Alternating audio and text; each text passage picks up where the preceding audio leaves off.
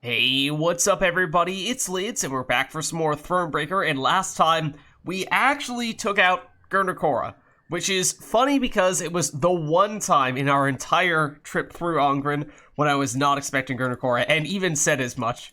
And, well, she snuck up on us in that way.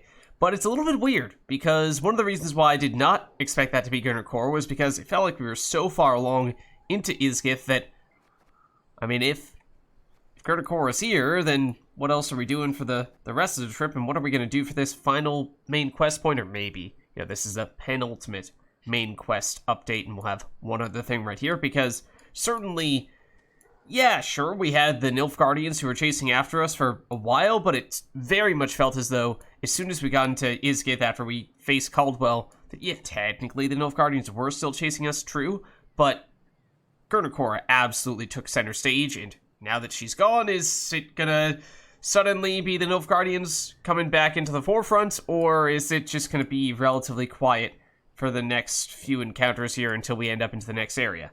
I don't know. I mean, obviously, our main enemy is the Nilfgaardians, so they're gonna come back at some point, but not sure if that is gonna be the case here in Ongren. And what else is here? So there's at least one other thing that we know of definitively, or two other things? There's this point of interest, which seems to have a hut next to it. Yeah, also, for what it's worth, one of the reasons why I had so many times thought, oh, this is going to be where Gurnakora is, this is going to be where Gurnakora is because I thought that she had, like, a specific tree that was next to her, and or a little remote hut. And so, pretty much any time that there was one singular prominent tree in an area that was sort of centrally located, or a hut that was isolated from other areas like that, I almost always was thinking in the back of my mind, even like this here, like, oh, could this be it? Could this be the moment? Which is why we had so many false alarms, but also why, after seeing this narrow pathway here, I thought there'd be something, because it did seem like this was going to be a significant point, but it was not Gurnakora that I was expecting to see. But something else coming up soon, theoretically. Oh? Okay, how are we doing from a consumables, a resource standpoint? I mean, that's very good wood. But gold, a little bit less so, but can't get anything else here, can we? No? Alright, we might even be able to purchase an upgrade, but maybe we, at this stage, after having finished what may very well be the last, at least, major thing in Ongren, maybe it's worth waiting and seeing if, perhaps when we get into the next area, there might be new upgrades that become available to us, or at the very least, different things that we would want to prioritize. We are on low morale, for what it's worth, after fighting Gurnakora, which I guess is not terribly surprising. Oh, what is this? Letter and key found from Dragovit, Grand Royal Huntsman, to Ragbard, Lord of Temeria, Mahakam, and the Pontar. So, we've been to Mahakam. Pontar is the river that in many ways is sort of the dividing line. Is it technically between the Northern Realms and Nilfgaard, or I guess depending on the timeline we're talking about here, I'm pretty sure there were very much still non-Nilfgaardian states below the Yaruga, although, or rather below the Pontar. Oh yeah, wait, no, I'm thinking the Yaruga, come to think of it. Never mind. Other than that, I'm guessing Temeria is where we're headed next, because I'm pretty sure it is close to Ongren, since you go in The Witcher 2 from Temeria to Ongren, so we're basically going in reverse order here. My lord, I offer you my sincerest apologies. I failed in my task. We were forced to cease felling. We simply lack the necessary labor. Men are falling like flies, dying from disease and festering wounds. We've abandoned camp. I've sent items of the greatest worth to Vizima in locked chests, which is the capital of Temeria, Vizima. However, I will not be returning to the capital, as I'm in no condition to travel. I've a wound on my leg, and rot has already set in. Yeah, usually you don't refer to wounds on a live being as rot, or at least on an animal or a human as a rot, but more so just like plants. Usually you refer to that as an infection, but then again, this is, of course, Izgith, so I guess it makes some sense. It has been a true honor to serve under your command. Sounds like he's mailing it, or he's calling it. He knows his days, his minutes, perhaps, are limited at this point. I mean, if he was going this way, then he's about to make his way out. If he was going further into Ungren, then we know he was very close to Gurnakora. And then was that the question mark? No, it's right next to this question mark, but there's theoretically something else right here of some significance. One day, the quartermaster approached with news to report. Alas, bad news. You're great. Oh, but we're just out of Izgith, it seemed. And about villages, folk have naught to spare, not even to trade. The Queen dispatched small groups of scouts. They were to scour the countryside for hunting camps, beekeepers, charcoal burners, any souls willing to trade food for coin or goods. Okay. I mean, it seems like we're about to be, if not now, out of Izgith. So you would think that things would get much better very soon, theoretically. First scouts came back around dusk. Oh, Last whoa. 3 detachments returned not at all. At first, Meve suspected they'd fallen prey to monsters, the beastly or Nilfgaardian kind. Later, she learned the men had left naught of their belongings behind. She'd been soft-hearted toward deserters. This lot decided they too would give it a try. That night, Meve lay still and sleepless. Beneath thin covers, she was cold, hungry, irate.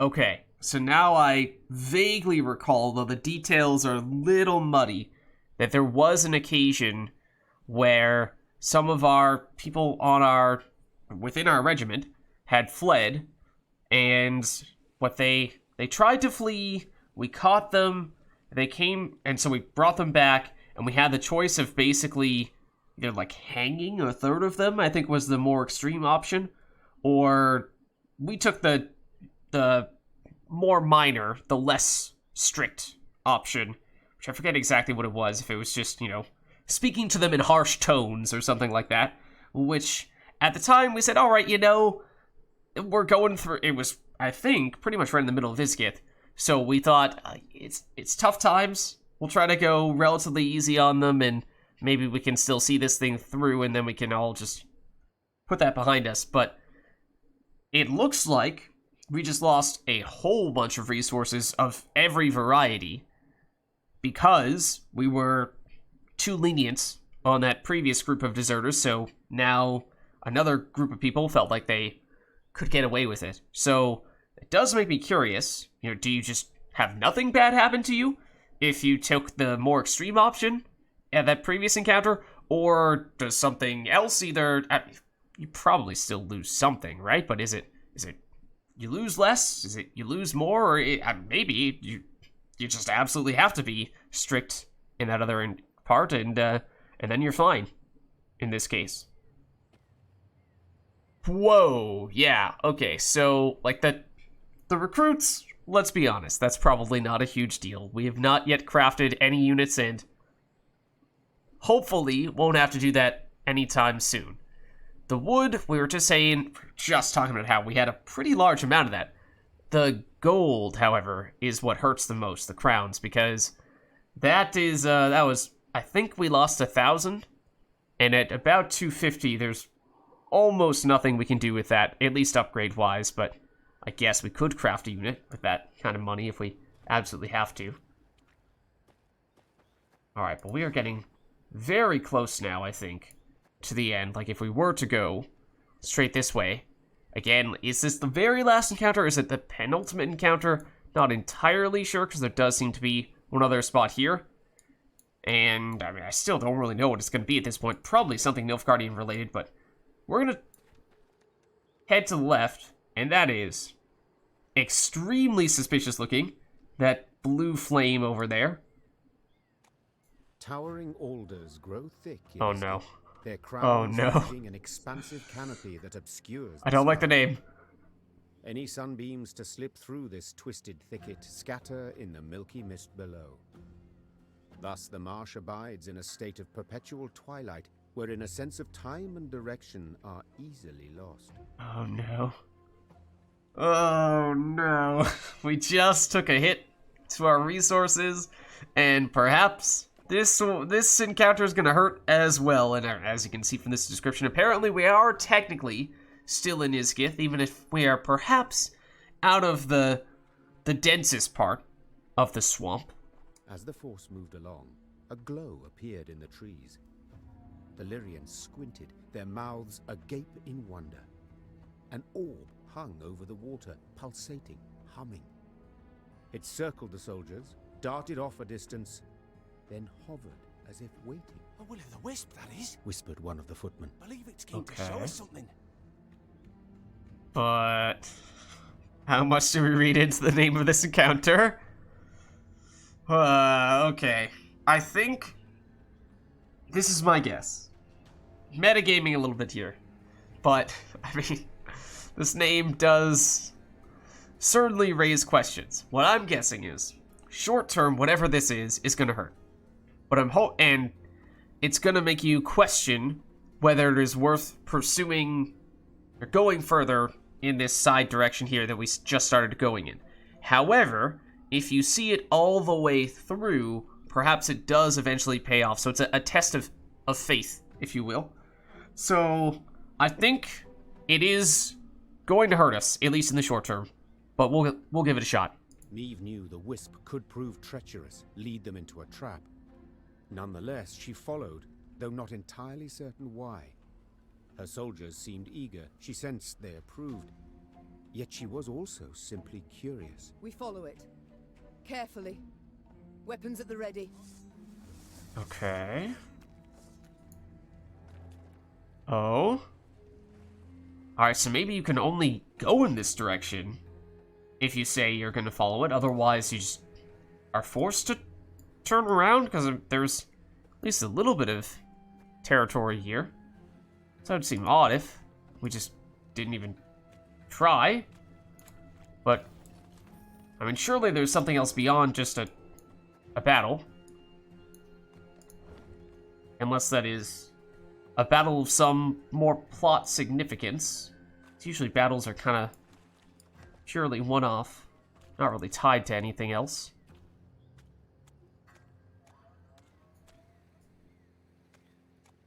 But that is probably what we'd be looking for.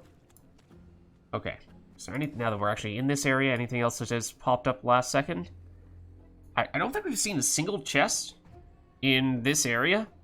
We did theoretically just get in specifically the Isgith area. We did, I believe, get a key from that note, same area where we got the note from. So maybe that means there's a lock chest around here. I mean, I don't think there's ever going to be an instance in which you have a key in one area that actually only gets used in an entirely separate later area. So, I mean, maybe, I think once or twice we might have had a battle after which winning, we see a locked chest appear, and you would need to get the key to it somewhere else. So, there's a chance we get it from this. Maybe somewhere around this corner there might be something as well, so that's kind of remote. But let's see what this is all about. It's probably gonna backfire, but only one way to know for sure. As the wisp led the Lyrians down a narrow, winding path, That doesn't Meve look good. surveyed her surroundings warily. Beads of sweat emerged upon her brow, but her fears, in the end, proved unfounded. Oh? For at the path's end, the troops found what appeared to be a caravan's remains. Okay, I thought that was gonna be our Wagons, caravan. rot-eaten, half buried in the bog, had sat there for decades, perhaps longer. Despite this, gilded panels and scraps of silver-threaded fabric showed they'd once been rather ornate. Okay, so is this title supposed to just be a way of scaring us away? But if we were brave enough to take it on, we'd be rewarded for it? I don't know. It still sounds like there's going to be something at some point that's going to backfire. Inside the wagons, the soldiers Perhaps. discovered many steel crates. Rust-covered but intact, they contained truly dazzling treasures. sacks bulging with gold coin, Too good to be true. encrusted goblets, exotic velvets, and silks in beads. Blimey, the sheer amount. It's cursed. Here of all places. A footman muttered under his breath. Meve quickly pieced it all together. She too had once ridden in such a caravan, splendid and laden with gold, when As she a king? left her home to marry. The rest of the story was not difficult to divine. This was a maiden's dowry. She and her retinue lost their way. Isgith proved their grave, unbeknownst to any other.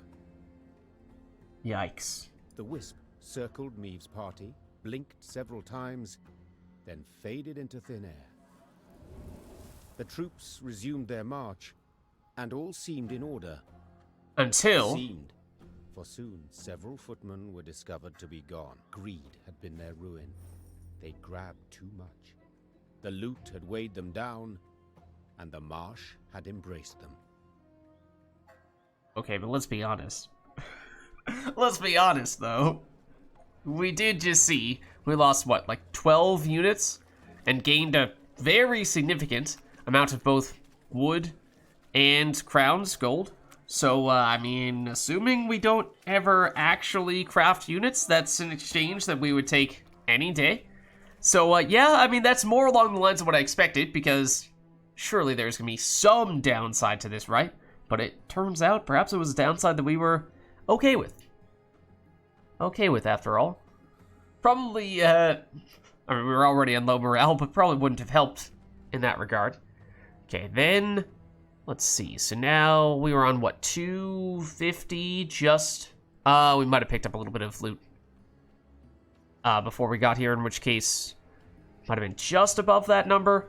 So still quite solid, though, from a gold standpoint, and not quite as much to make up what we lost from the deserters, but kind of close to it.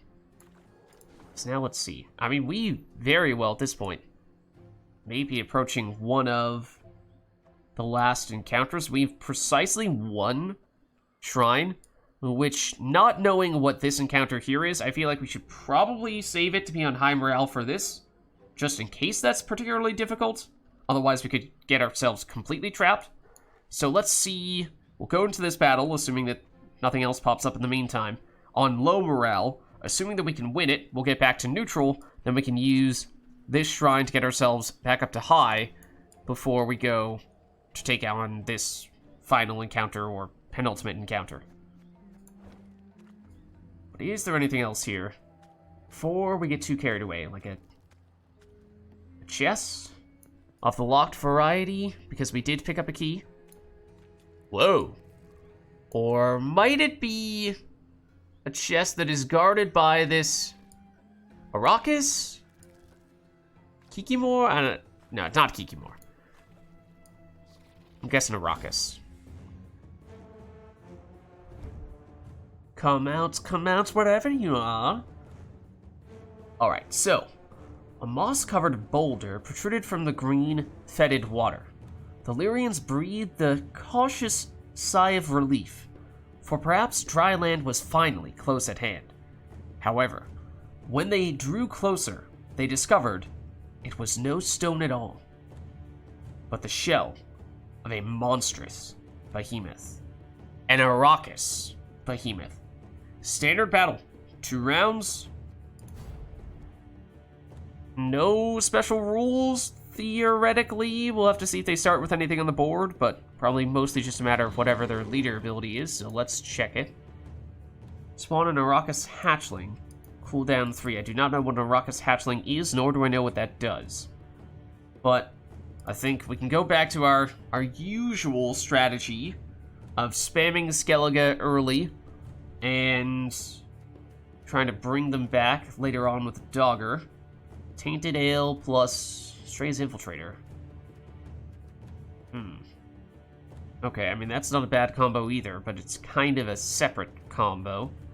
Let's maybe dump the Bomber, because if we are thinking about going with the Infiltrators in this round, we really should go as much Skellige as we can get. Round 1. I mean, either way, let's dump this. Dogger's huge, but we'd like to see even more of the Skellige guys, preferably the ones that can get stronger when they get destroyed. Although the other stuff we have here is not bad. Xavier does work well with Patricide, but we can get some stuff out with leader ability, and Xavier's not critically important. Okay, that's what I'm talking about. More of these types of guys. More of these types of guys. Okay, and that is something that works well with the infiltrators, just that for doing the infiltrator stuff, then that does take away a little bit from our Skellige potential. So I'd kind of like to do Skellige as much as possible in this round and infiltrators in the next round. Okay, nice. And save 2 mulligans. Still not that much, but... Whoa! What's a bear doing here with all the Arakai? And what is the hatchling? Wait, isn't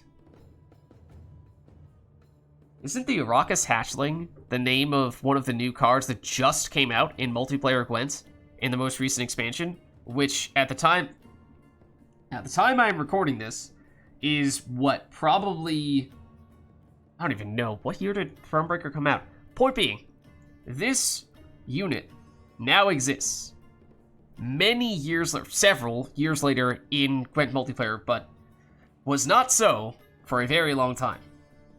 So what does it do? It's just 5 power, but doesn't do anything else? I mean, that's a lot of power for something that they might be able to create numerous of. So spawn 1 every 3 turns. Okay, I mean, that's not too bad.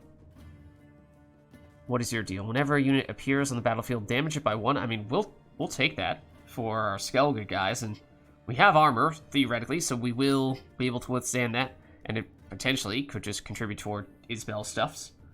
So it's not so bad. Let's go... Oh, wait, 2 Trace Warriors. Okay, let's do this. We'll use leader ability to swap out Footmen for more Skellige guys.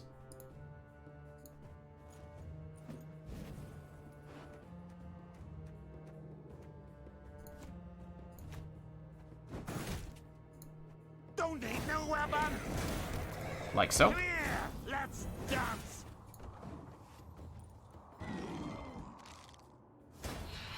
Okay, what's your... Oh! Okay.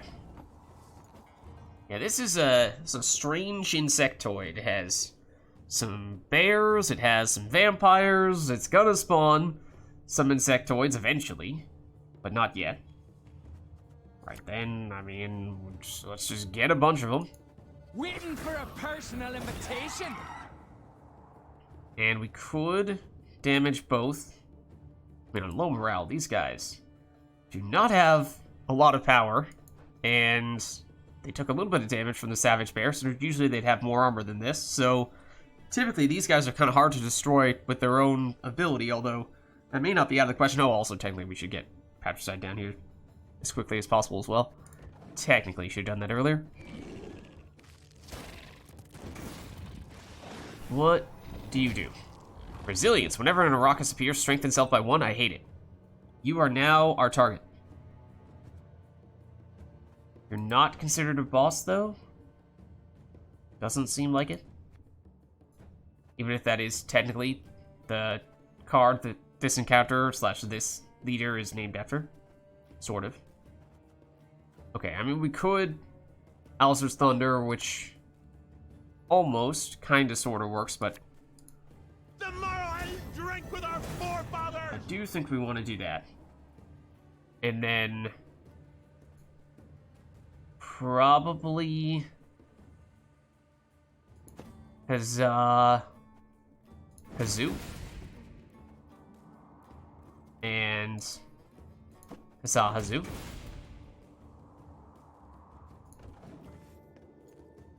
Technically, we could hit and destroy that, but I know you're going to get bigger. Whenever this unit survives an attack, spawn 2 Arrakis hatchlings. Okay, so we'd prefer not to hit that. That's interesting. I don't really think we've seen something like that before. Okay, so let's go Patricide. Technically, that plus Alistair's Thunder would be overkill damage on you. Ever so slightly, but we're probably still okay with that. Or what if we go Alistair's Thunder, the reason why you wouldn't do that first is because that means fewer units, because you're going to destroy this, so Patricide is slightly weaker, but I'm wondering if maybe you use a Disgrace Warrior to finish just a 2-power Raucous here, which would be possible. And then you just use Patricide elsewhere. I guess you could use Patricide on you, in that case. Then you do this. Then you can do that. And if you really want to, you could do this as well. I'm not really sure that matters so much on this occasion.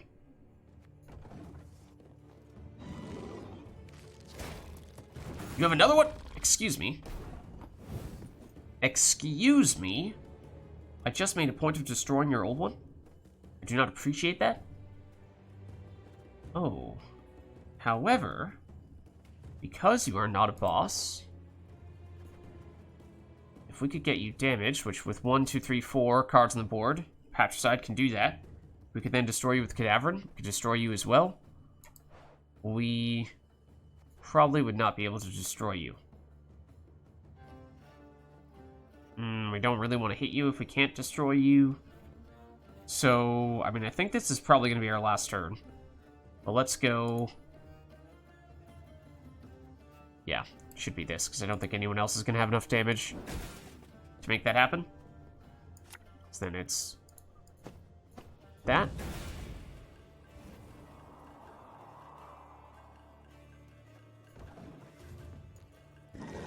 Okay, I would like you to pass. I would really like you to pass. In fact, it's incredibly obnoxious how many times you're playing the copies of this card. I'm trying to make a point of destroying all of them so that you don't have all this carryover. It's really annoying that you have 3 copies of this card. Okay, well. Now we find ourselves in a situation we found ourselves before, where we are stuck with Tainted Ale and stuff that is in our hand to synergize with Tainted Ale near, or at least in the latter half of a round. And so we do this, we boost up Giant Arrakis, and it will take too long for this to get destroyed. They could just pass, and we would be in a lot of trouble. We could put an Infiltrator over there.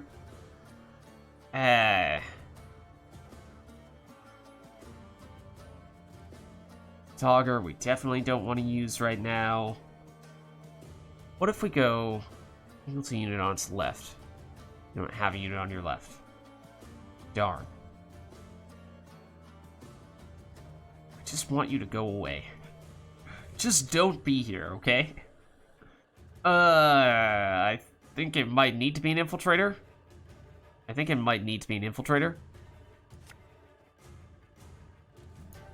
Fuck, our ass is moving.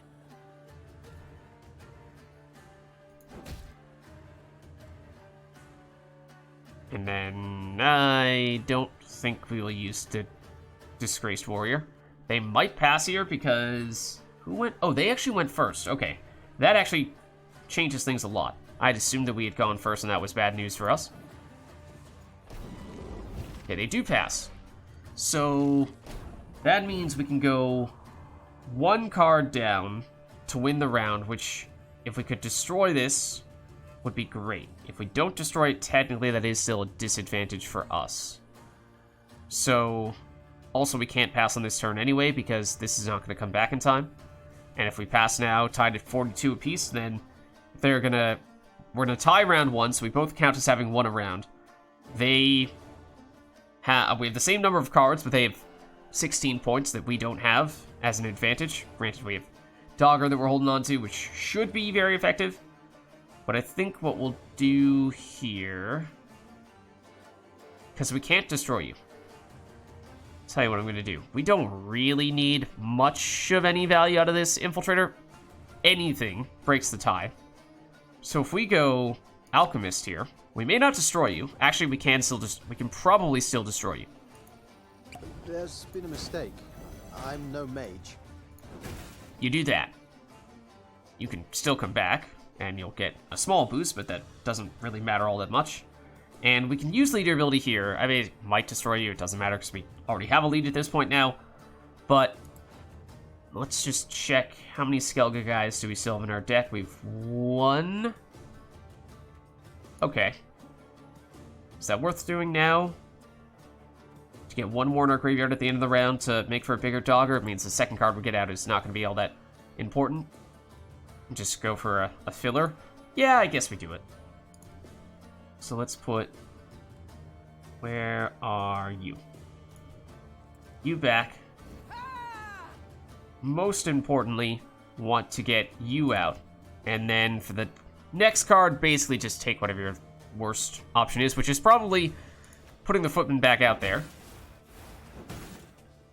That almost made us lose this round. That was moderately terrifying for a second there. You come back. Not a big boost, not that it matters. We played 1 more card than them, but we got rid of their resilience, and we are going to get a huge point slam from Dogger in what should be a relatively short round.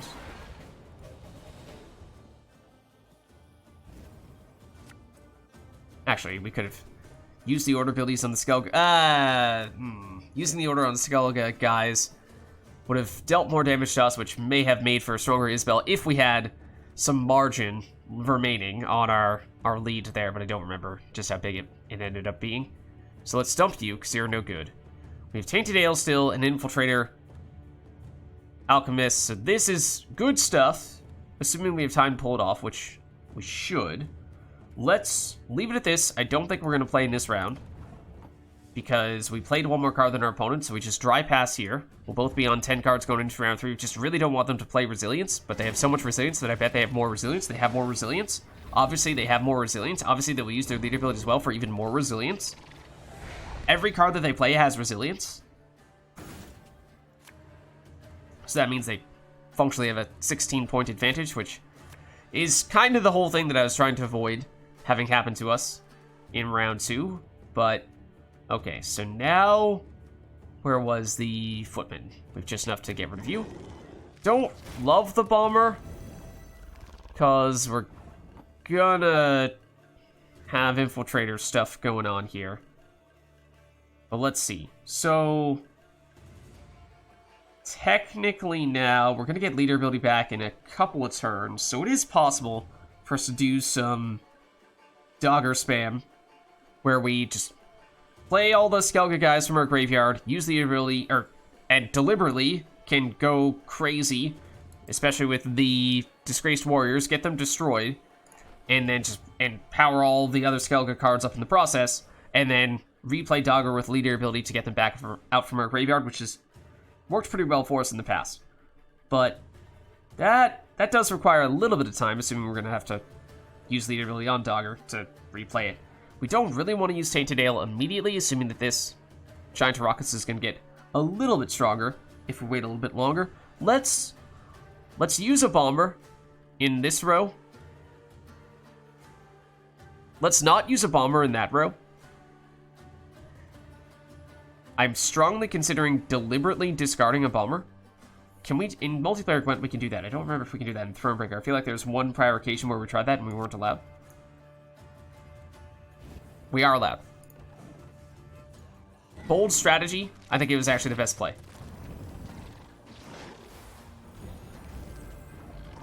Okay. So now that we've at least delayed a little bit, let's see. Now let's use Dogger on this turn. That will get out the Skellige guys. Should give them 1 turn to use their orders on our next turn, and basically just immediately use leader ability to replay them.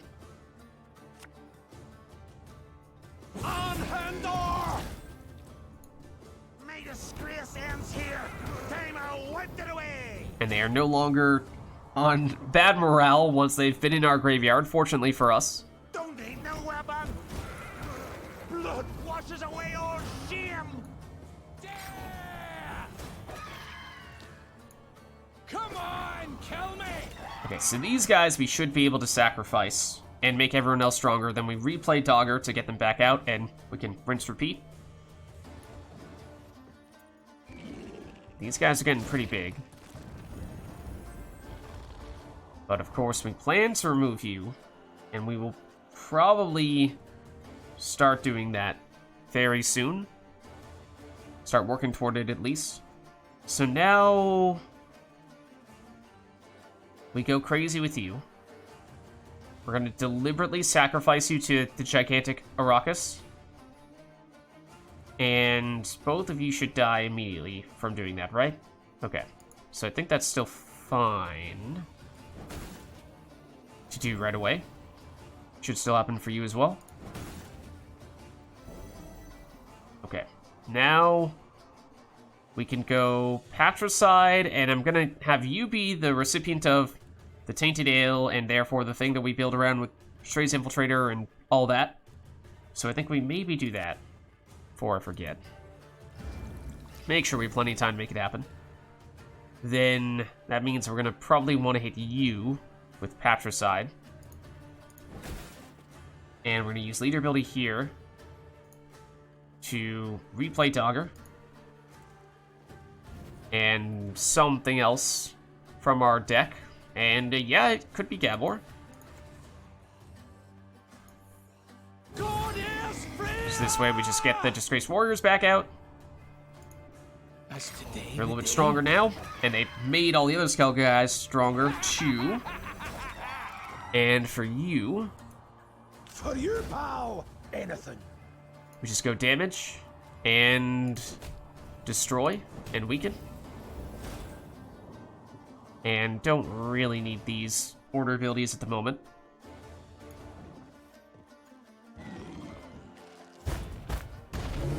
Okay, that should still be fine. Now we go with the Infiltrator. No time for that. Oh, you still hit that. That's kind of annoying. Alright. Let's put it... How many? 1, 2, 3, 4, 5, 6. So it's overkill on you. We obviously don't want to hit you, or you don't want to hit either of you. We should hit the Savage Bear. Technically, we can sacrifice ourselves once again, which... Are we going to get our leader ability back? On our last turn, we might, or it's one turn too late. I'm not entirely sure about that. But either way, I think this still pays off because we have every other Skellige guy already on the board. So let's do that. Let's do this. Then... What was it? Just... saying the next... Oh, this. Then we hit you. Just wanted to make sure that you were big enough that we could sacrifice. There's other dudes. Okay. Glad that you did not put anything in between these two to spoil the Infiltrator. And you have a lot of units now. So that should mean Patricide is worth quite a bit here. In fact... we can probably take you out. I admittedly have not exactly done the math just yet, but that's probably true, especially if we were to use Xavier here. Let's see. We're gonna get you back. Yeah, we probably just use Xavier now. So let's do this. My pain serves a purpose. So I'm gonna hit you. It's good for 8 damage right now, which means we do this. We take you out. A little bit overkill, but we'll live with it. And then we probably use Xavier to...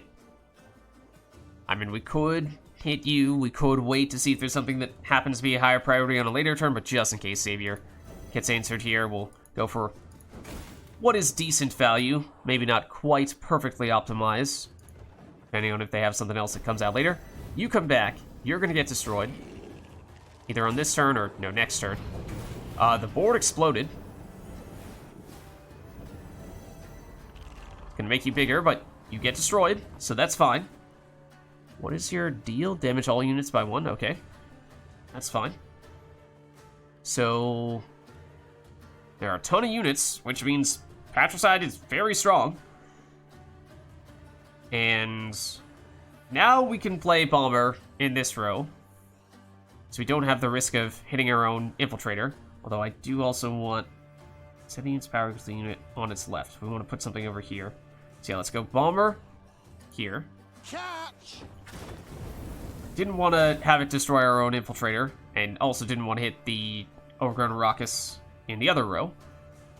Now, with a bazillion units on your side, surely we can hit you for a sizable chunk of damage, right?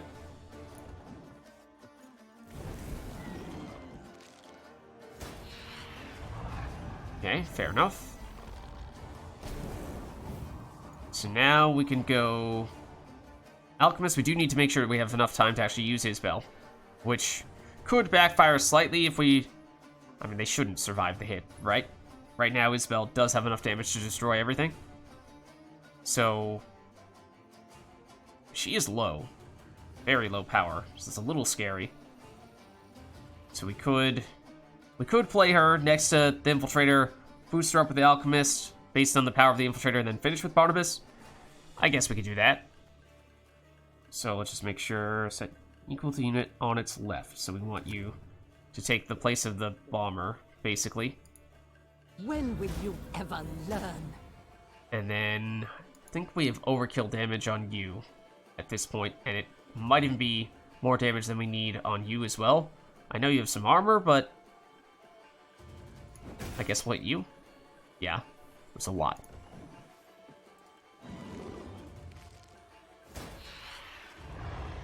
I did kind of expect that to happen. Okay, but now we go Alchemist Greetings. to What power is you it? up significantly. And with 98 damage on his spell, we can remove absolutely everything on the board. Technically, they do have some armor, but I think we're still okay. And certainly if we were to use Patricide, which, sure, just to be absolutely certain. Should definitely have enough damage to remove everything now, which means they have one card to beat us. We could wait to use Isabel's Order on it. Sure, fine. We'll wait to use Isabel's Order on our next turn. Damage all units. Isabel is fine. We've already won, for what it's worth, but obviously we're going to try to have them score 0 points, because why wouldn't we do that? And also we can use our lead ability to get Dogger back out again. So obviously we'll use that as well. So let's just do some extra damages, even though we technically don't really need that. Technically we should use Patricide first. Don't hit that. Hit you. Do that. And do this.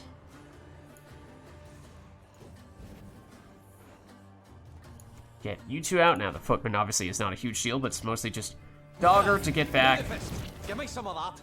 the guys who were hanging out in our graveyard. Personal invitation. So we did have just enough time to do that. Off to the front yet again. Then we can use Barnabas, and we probably don't want damage from him, because, I mean, we could just play Isabel now and guarantee that they have nothing on their side of the board. Sure. Yeah. Goodbye. And so, it really doesn't matter what you give us in that case. Yes, I'm on it. Sure. We have a lot of allies, why not? Why not?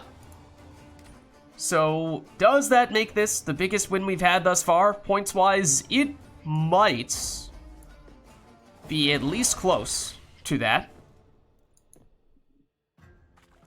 Okay, so we have one. Let's see what we can pick up here, because again, I thought that we had a key, but at present I'm not seeing anywhere to use said key unless it is actually over there somewhere.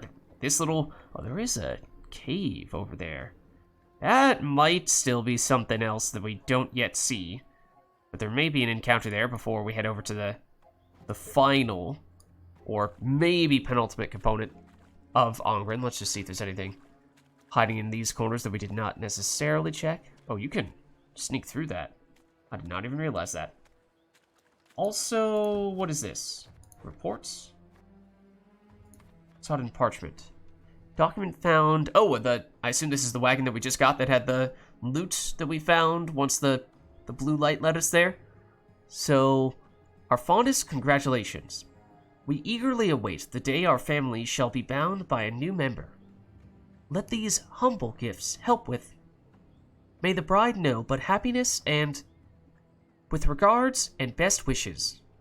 So yes, it does certainly seem as though Meve's suspicions were correct, that it was a wife-to-be, and she rode with many riches, but, you know, we took some of those for ourselves, and maybe we lost some of our troops along the way, but we didn't need them anyway. But I think this is a good place for us to wrap up here. We, at this point, have done almost everything in Ongrin, and depending on if there is an encounter here or not, we may be looking at what could be the last, maybe second to last, of our missions in Ongrin before we move on to the next area. I think it's Temeria, but who knows. But thank you all for watching. Hope you enjoyed the video, and I'll catch you next time.